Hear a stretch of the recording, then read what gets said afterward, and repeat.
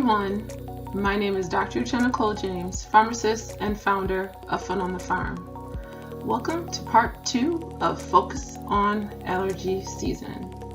In part 1, we talked about how prevention is key for decreasing allergy symptoms. In part 2, this session, we're going to talk about the medications used for treatment of these symptoms. Treating allergies is important. It affects 20% of adults and 40% of children in the United States. Have you ever had to miss work or school because of severe allergy symptoms?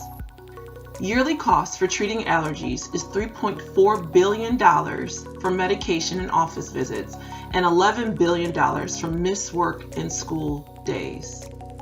Please post all your questions on my website, www.funonthefarm.com. Medications are used to treat these symptoms of nasal congestion, itchy, watery eyes, scratchy throat, and uncontrollable sneezing. Two common types of medication classes are antihistamines and nasal corticosteroids or nasal sprays. Antihistamines work in the allergy cascade that we talked about yesterday to block the histamine receptor. So when you have that release from the immune system of the histamine and other cells, the antihistamine blocks the receptor so your body doesn't go through the whole allergy cascade causing those symptoms. There are several types of antihistamines, and they're usually grouped in two classes. You have the first generation and the second generation. The first generation, the reason why they're called that is they were made a long time ago and they cause extreme drowsiness. Medications like diphenhydramine or Benadryl are first generation. They're also found in the sleep aids. So the second generation are like Claritin, which is loratadine, Zyrtec, cetirizine, or Allegra, which is fexofenadine.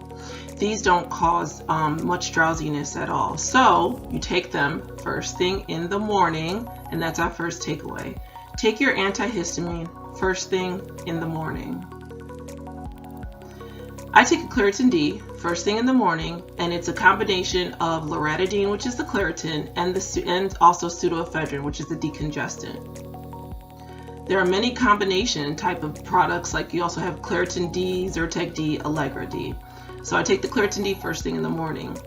There's been a lot of talk in the news recently because of the increase of methamphetamine use.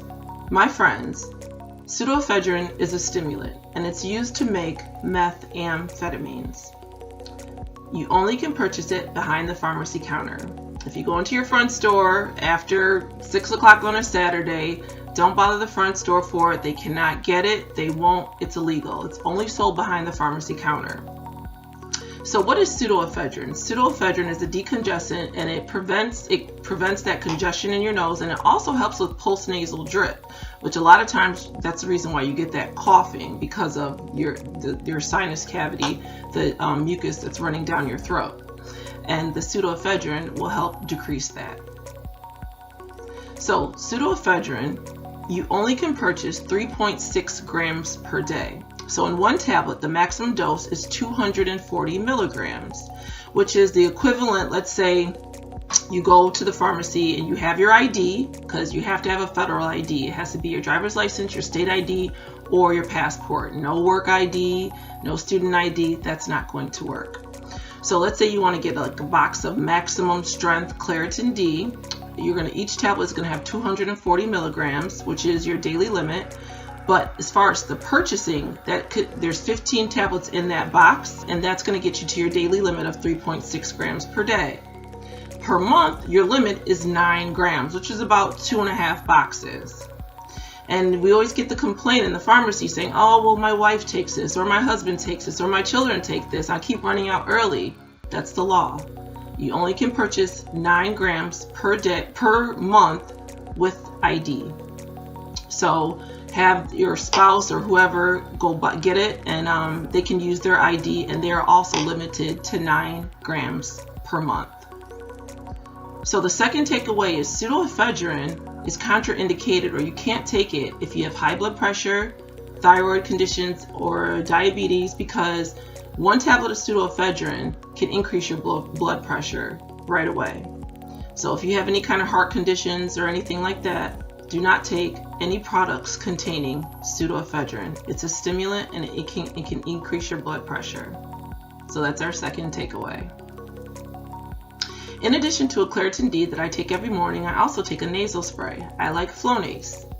Nasal sprays or nasal corticosteroids help to decrease the inflammation. So the allergy cascade in part 1 that we talked about, it works at the inflammation step of that cascade.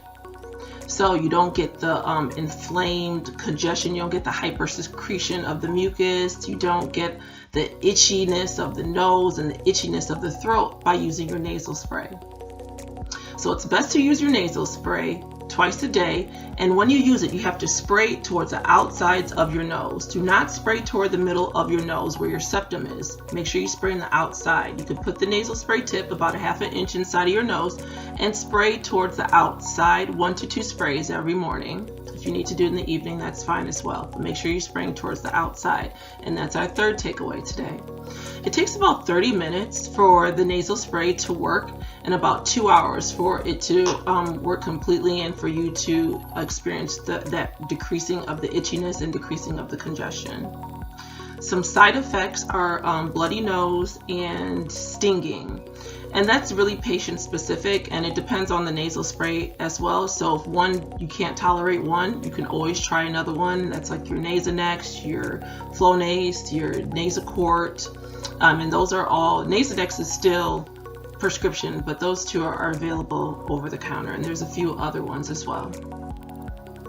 Okay, so your first takeaway, take your antihistamines first thing in the morning. Your second takeaway, if you cannot tolerate pseudoephedrine, you can't take it. It can increase your blood pressure. So if you have hypertension, any kind of heart issues, if you're diabetic, if you have thyroid conditions, do not take pseudoephedrine. Third takeaway, you're going to spray your nasal spray towards the outside of your nose. Do not spray it towards the middle. Check out all my other videos on my YouTube page, Dr. Uchenna Kole-James. I have several videos about allergies, especially about part 1, and they're going to talk about the allergy cascade and also how to use a neti pot. So when I use my neti pot, it decreases the amount of medications that I have to take every single day. I love the neti pot. Check out my video about, on YouTube for that. Like it, love it, share it. I appreciate it. And until next time, self-love yourself. What is more important than you? Thank you.